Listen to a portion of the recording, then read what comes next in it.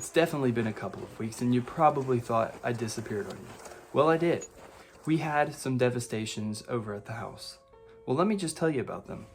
Hey, but if you're new here to the channel, I'm the flower guy, and we talk about flowers here on the channel. But today's going to be a little bit different. I've got storytelling, and then I've got some stuff that I need to show you that's on the agenda for the next few weeks. It's not a good sign when you have no water coming out of your faucet.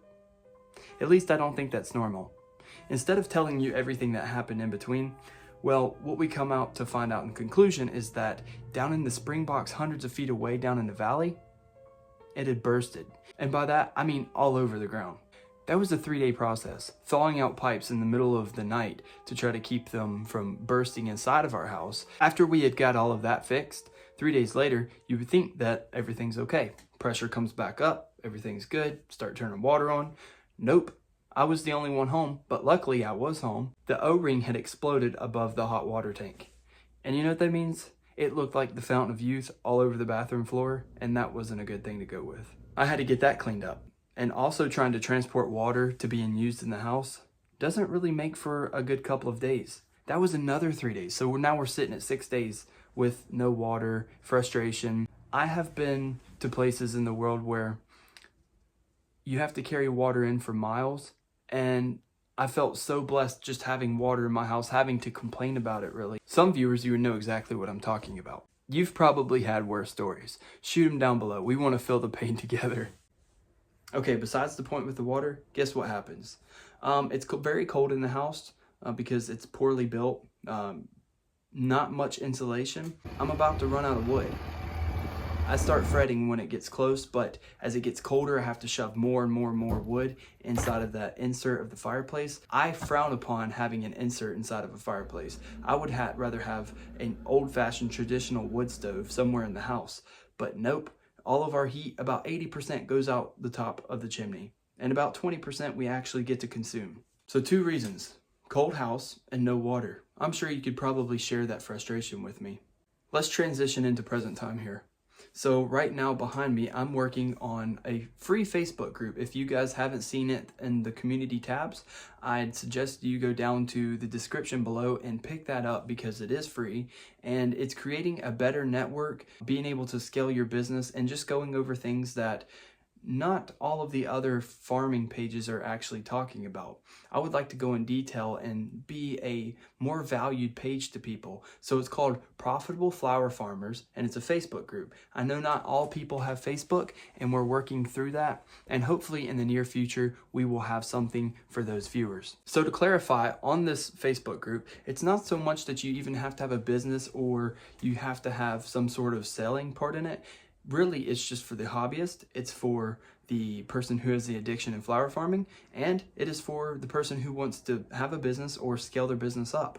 I want to see who's behind the camera here. I want to be able to help fill your struggles and help you work through them as far as the flower farming goes. Because I did post something about how these are the tips that I made mistakes of in the first year. I want people to see that. I want people to see where I have failed. Because if I'm failing, maybe you don't have to fail at that certain experience and we can learn from each other.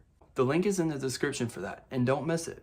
Valued content is hard to come by. Let's turn to the computer here and I'm gonna ask you some of these questions, and if you answer yes to some of these, you might wanna be on the group. We're going to be offering an online course. That's the other thing that I've been working on. It's been very hectic with pipes bursting, running low on the wood, and building this online course plus the Facebook group. It's been kind of overwhelming and I've been trying to take it slower, but I want to be able to present it in a way that you guys can use it and effectively run with it. Do you answer yes to any of this? What is your biggest struggles of becoming a flower farmer? Are you struggling to find out what sells? Are you a beginner? Are you the first year learner?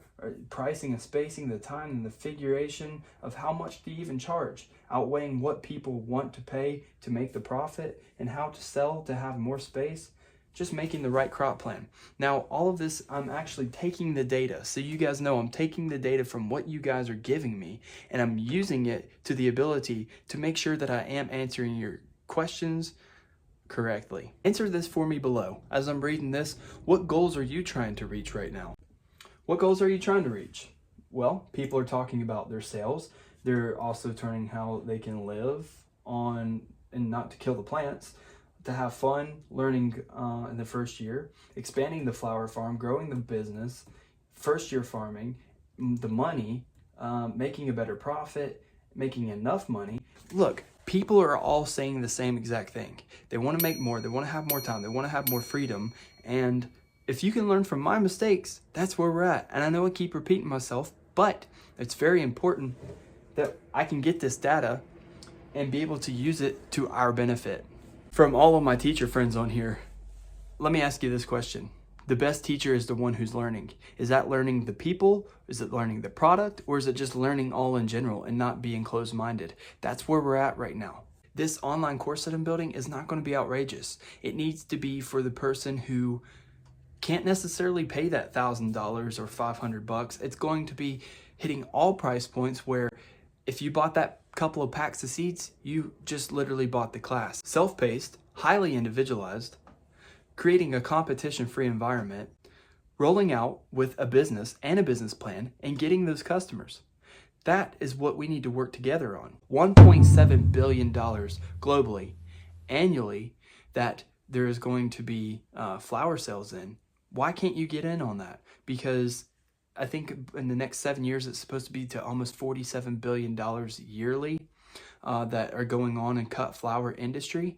And so now is the perfect time to be in a situation like this. I don't think there's any better time to be starting as a flower farmer. So either get on the Facebook group or get on the community tabs, because the next few weeks are going to be a little slow. We may not produce any videos at all, but just stay with us. In the next few weeks after that, we're going to be rolling out more videos.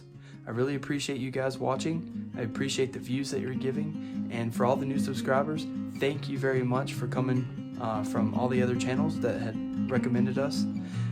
I know it's slow right now, but the flower farming is about to begin pretty hard here in the next few months. Also, so is the growth on our networking. Don't miss out. See you guys on the next one.